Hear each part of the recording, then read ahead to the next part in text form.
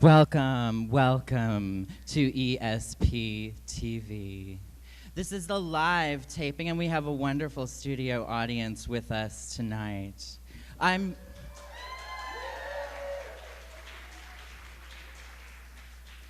your host, Mary Boom.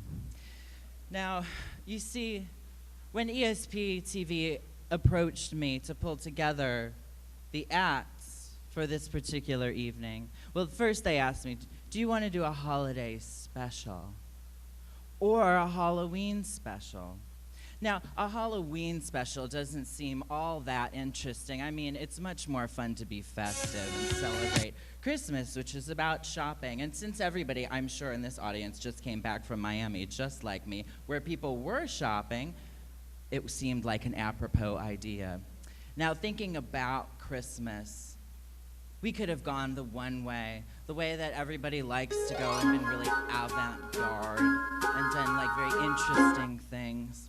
But I decided, no. It's much more interesting to be earnest. And so for this particular occasion, I've pulled together some very special, original Mary Boom material. Well, I guess it's not really that original, but I'm going to sing for you, which I've never done before. So to start off this evening, I'm gonna sing. I always just talk at people, make fun of them, ask them questions, but now's your turn to make fun of me. So, Maestro, if we have the first song, I'm not good with remembering lyrics either, so here they are. Okay, thank you. Oh, the weather outside is frightful, and the fire is so delightful. And since we've no place to go, let it snow, let it snow, let it snow. It doesn't show signs of stopping, and I've brought some corn for popping. Lights are turned way down low. Let it snow, let it snow, let it snow. When we finally kiss goodnight, I hate going out in the storm, but if you really hold me tight, all the way home I'll be warm. The fire is slowly dying, and my dear, we're still goodbying. But as long as you love me so, let it snow, let it snow, let it snow.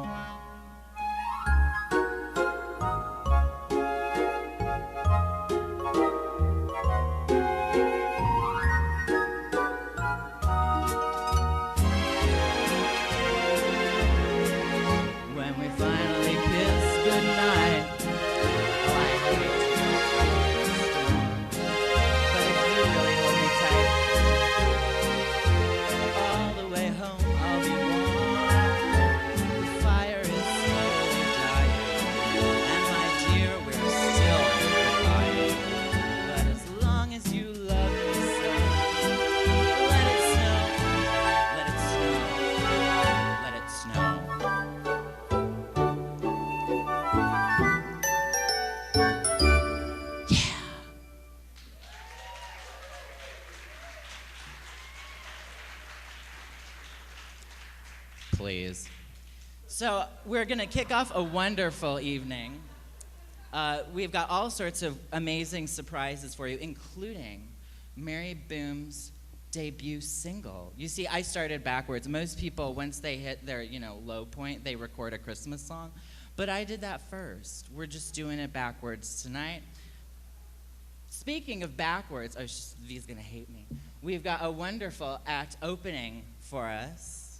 Mixed Justin Vivian Bond.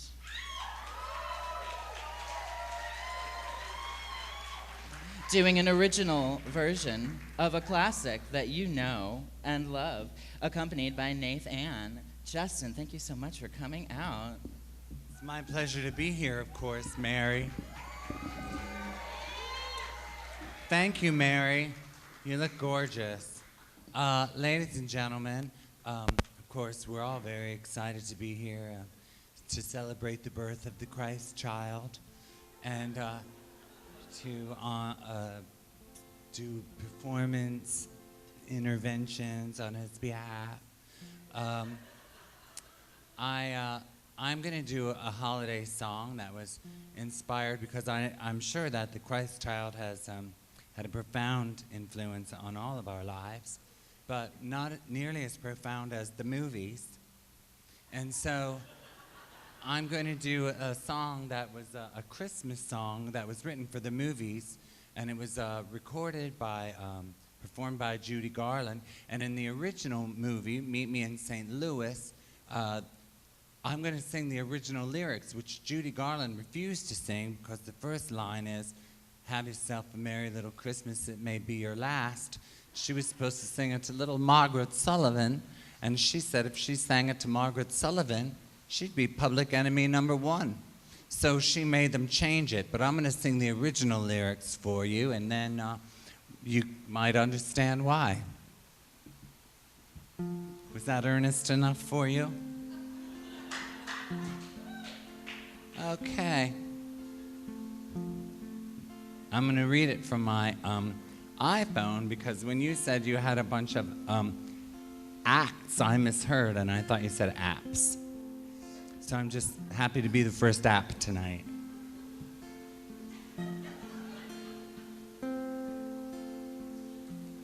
Have yourself a merry little Christmas. It may be your last.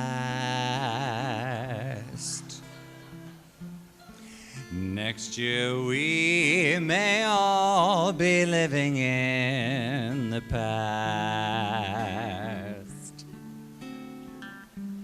God willing.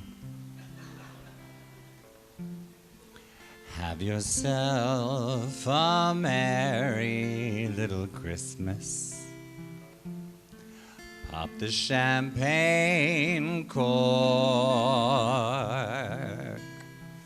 Next year we may all be living in New York.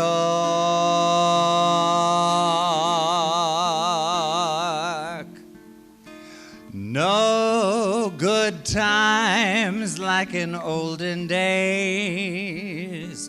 Happy golden days of yore. Faithful friends who were dear to us will be near to us no more. But at least we all will be together if the Lord allows.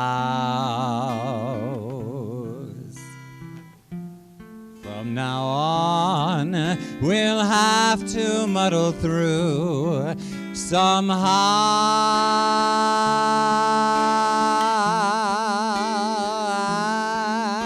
and have ourselves a merry little Christmas now.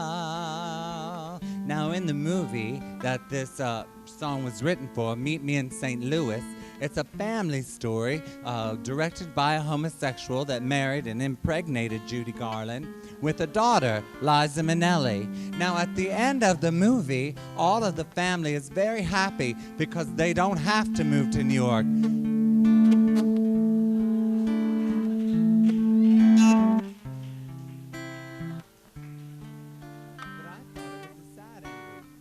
Is this microphone on? I thought it was a sad ending because if I was them, I'd want to move to New York to get away from my family, which is exactly what I did. So maybe this is a happy song after all. Have yourself a merry little Christmas. May your heart be light. I'm doing it again, just like Shirley Bassey. With a bit. Our troubles will be out of sight. I drink on Christmas when I'm with my family, but I enjoy drinking more without them.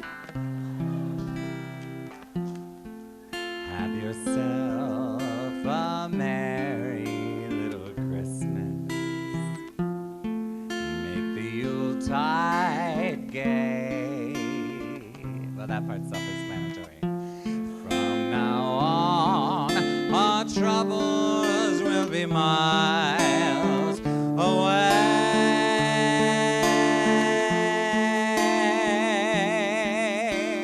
Here we are as in olden days, happy golden days of yore. Faithful friends who are dear to us,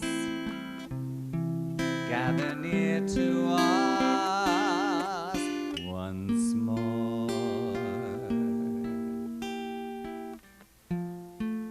Someday soon we all will be together. And she made him change it to fates, if the fates, that's pagan, allow.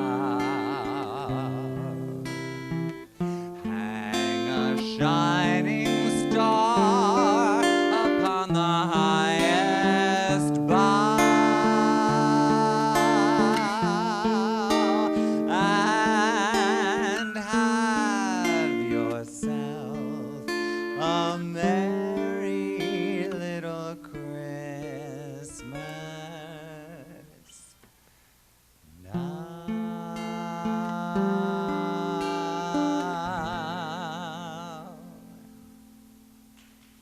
Thank you very much.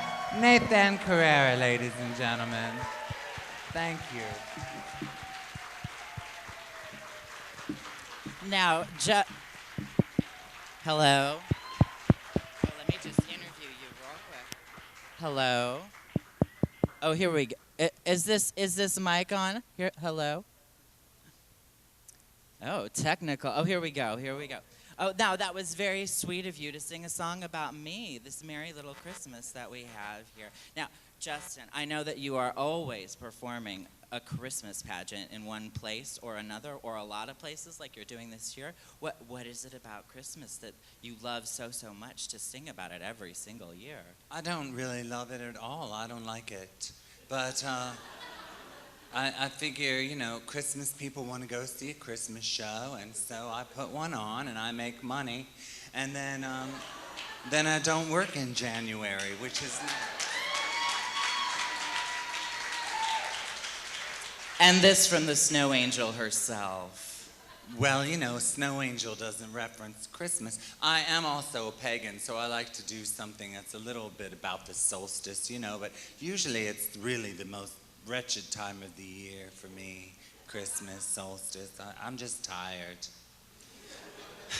Well, you don't look it dull. Now, maybe you can give Mary a couple pointers. You know, I seldom leave the gallery. I'm very much behind the scenes. Mary just puts on frocks like this for some delightful people who run E.S.P TV. So give me some pointers. What should I do tonight? I just wing it.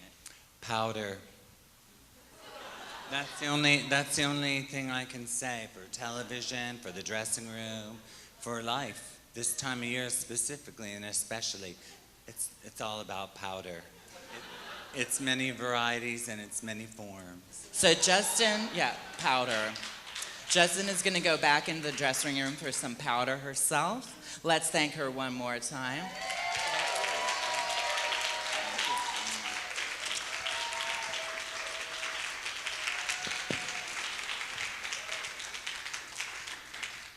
Now, ladies and gentlemen, we're multimedial here.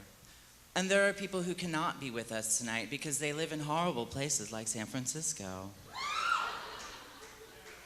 So tonight, our first greeting little video conference call that we will be receiving intermittently throughout the evening comes to us directly from Chris E. Vargas and Greg Humans, who star in this fabulous television sitcom, Falling in Love with Chris and Greg. Oh, excuse me, online sitcom. It's not on TV. And they have prepared a beautiful little greeting card for Mary. So we're gonna play that, and then we're gonna welcome to the stage Kate Bush Dance Troupe with one of two dances. Enjoy.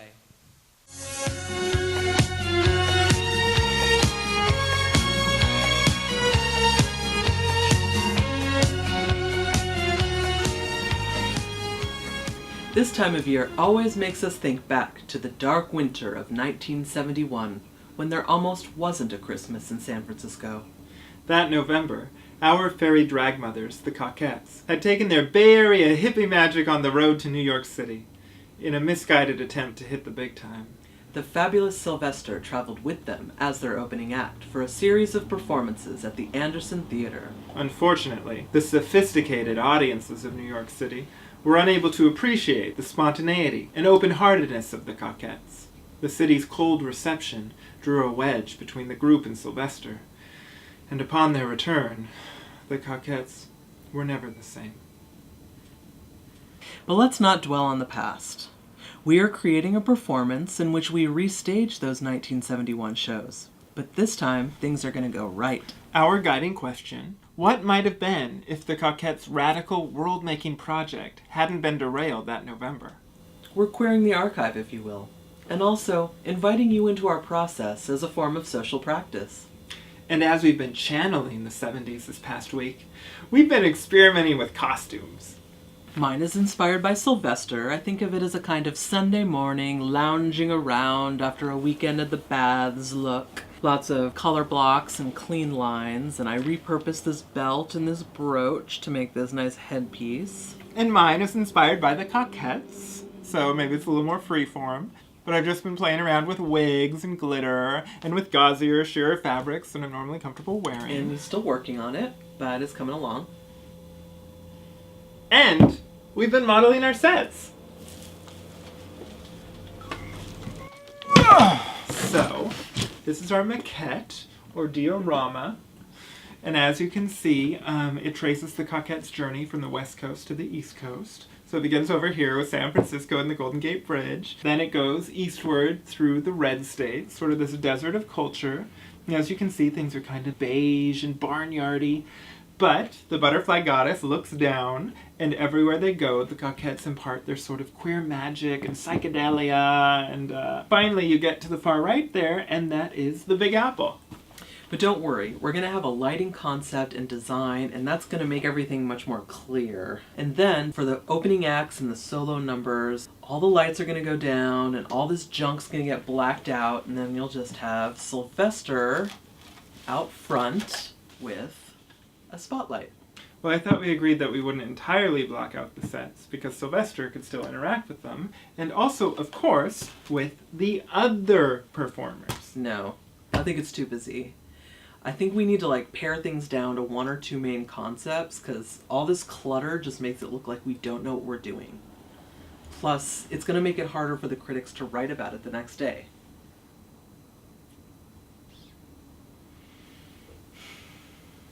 When the Coquettes And Sylvester opened in New York City, it was the biggest off-Broadway opening that the city had ever seen. Anthony Perkins was there. Sylvia Miles and Rex Reed were there. Angela Lansbury was there, as well as the usual people like the Warhol crowd. And the reason I think that everyone turned out is because New York really genuinely wanted, I think, to support and understand San Francisco art. They really did.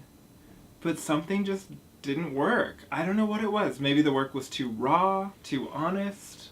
Maybe it wasn't commercial enough. Well, also the Coquettes didn't rehearse. They just sort of phoned it in like they always did. So maybe that had something to do with it too.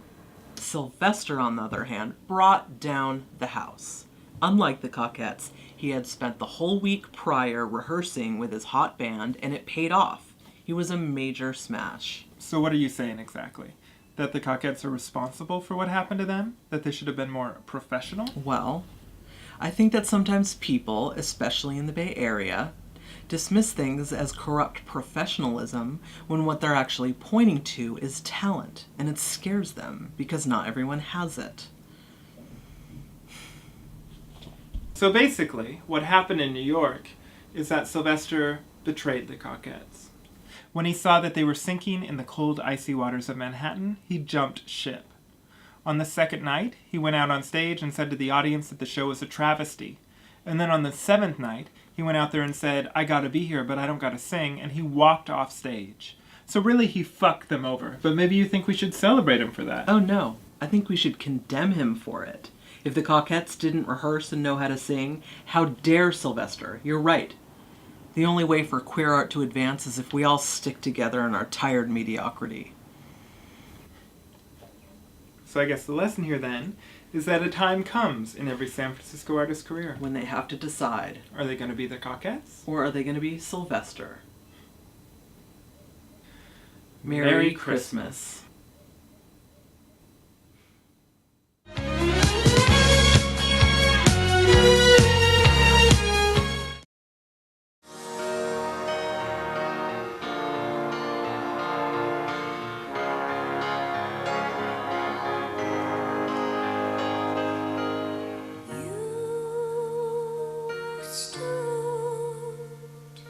In the beltline, now you're gone.